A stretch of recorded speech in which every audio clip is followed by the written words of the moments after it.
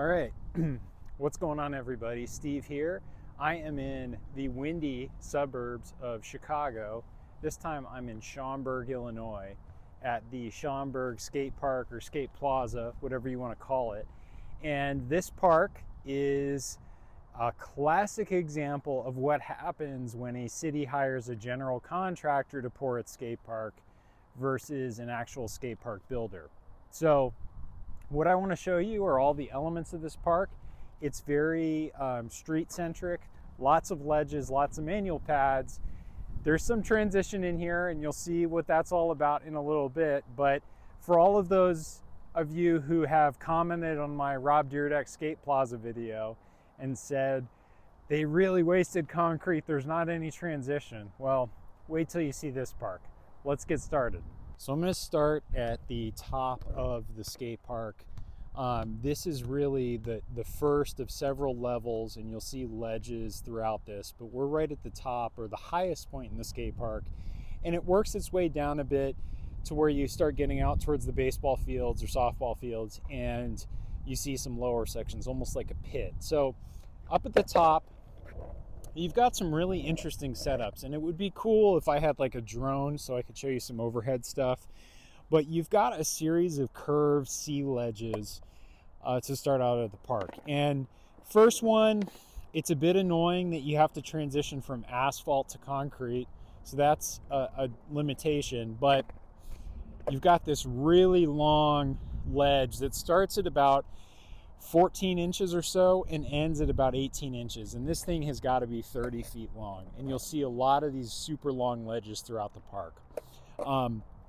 Most ledges have this almost like a 4x4 style, like steel alloy coping to them that's pretty well rounded off and smooth. So it will grind really well. And from what I can tell, it's definitely been used by BMX riders, and maybe this park is even more friendly to BMX riders, but still grinds really well and slides and stuff like that. The only downside of something like this is you'll see it in a lot of ledges only have coping on one side. So there are some ledges you can only hit coming from a certain side, or they only skate a certain way. So we've got this one, and then it leads into two more. Now the other two are much easier to get on, as you can see, where you have a starting point of only a couple inches off of the ground. So those two in a row, and one of them probably can almost get to the point where you can slappy it or do ride-on grinds to get to the end. Now off to the left, we've got a circular hubba that covers gets you turned around almost an entire 90 degrees. So this C-shaped hubba starts at about 16 inches tall or so, and then towards the end it's lower, but it's got a nice mellow pitch. The angle can be a little bit sharper, but as you can see, you've got basically a 5-stair to get down, and skatable on both sides. So going to be tricky to skate the outside of it and stay locked in, but the inside is well skated. You can do all kinds of slides and grinds there. You also have metal edging on this center planter. Now, I don't know how many people would actually, try to grind this edge here or slide it, but for those who want to do like a gap out, say nose slide or something, that is an option. And this isn't too bad to get onto, about 20 inches or so off the ground, and then towards the end it's closer to 3 feet. Now, some of the metal is inexplicable, or it's not, I can't explain why they put coping on this side of it, because nobody is popping that high as a 4-foot slide, but it's there.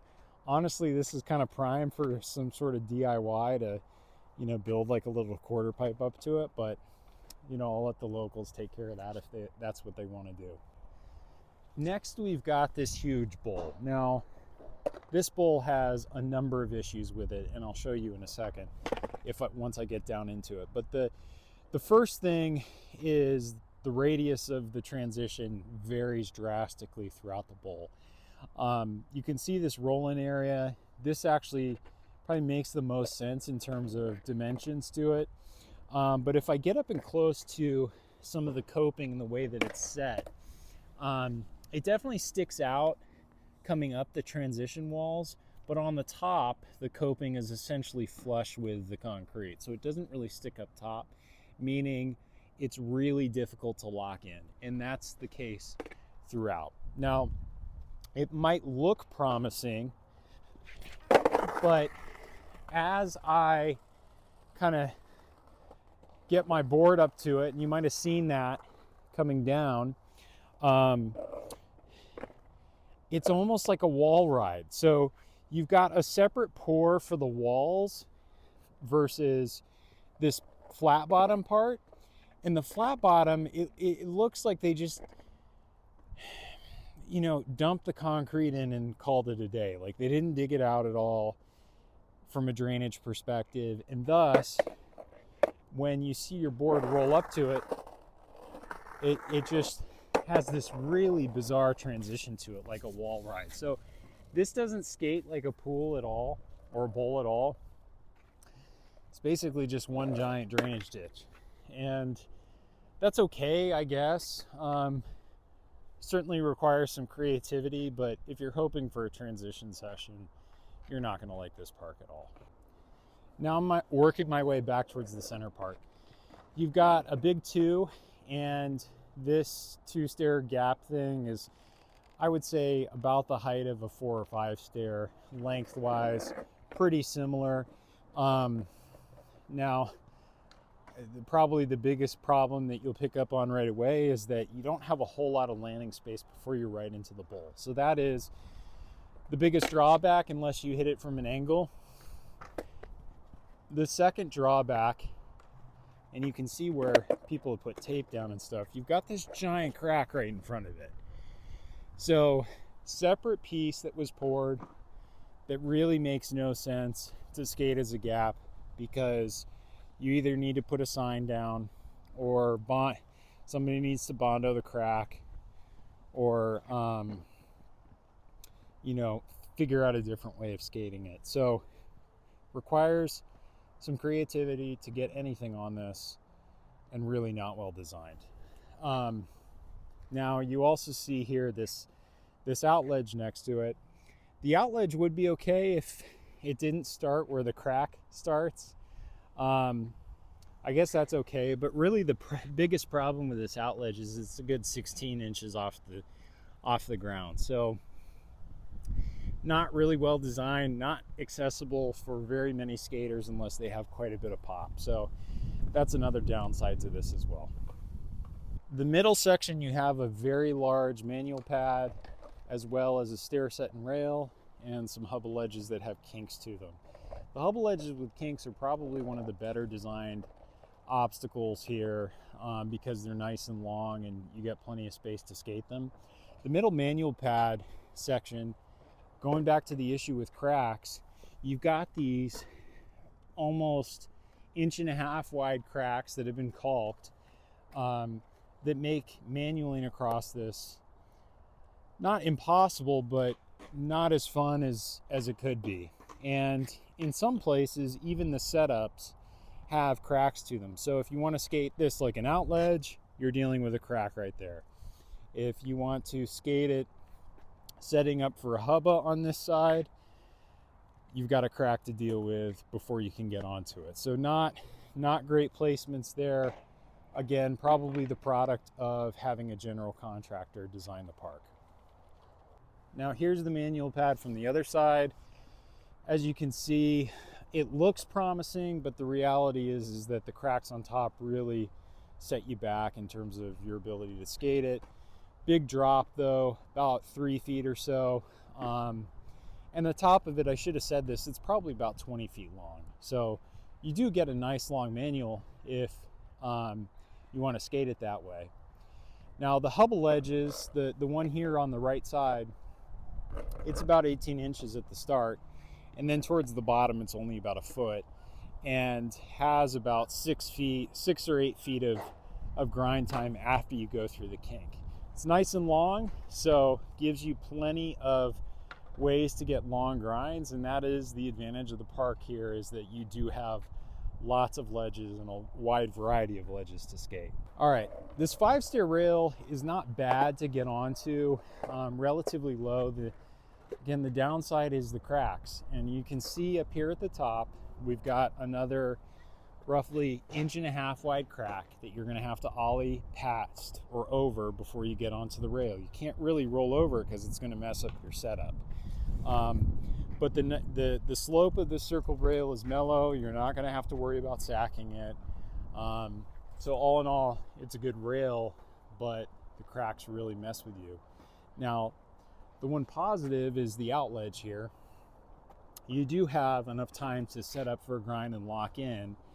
And on this side, it's only about 12 inches tall to get onto, and then you can skate it past the stairs and either ollie out of your grind or just go right off the edge. And that part of it is a nice feature, well made in that regard. The hubble ledge is a little bit shorter and sharper. Again, we're dealing with a crack at the top, which I feel like sound like a broken record player saying it. And the steepness of the ledge is a lot more, but it is lower to get onto, and you do have a longer out ledge towards the end. So it does give you plenty more space to do a nice long grind if you want to, or even skate down the stairs like a gap and then hit the ledge at the end. We're getting closer to the bottom section of the park. So you can see now I have another set of hubble ledges. These are about 14 inches. This one is about 14 inches tall. And then I've got a circle rail that actually is a pretty big guy to get onto, but it's short, so it's good for learning. And the steepness of this bank that you go down is pretty sharp. So it's probably a 30-degree angle or so. So you're definitely going to feel it when you hit the bottom. And you don't really have anything to turn around on.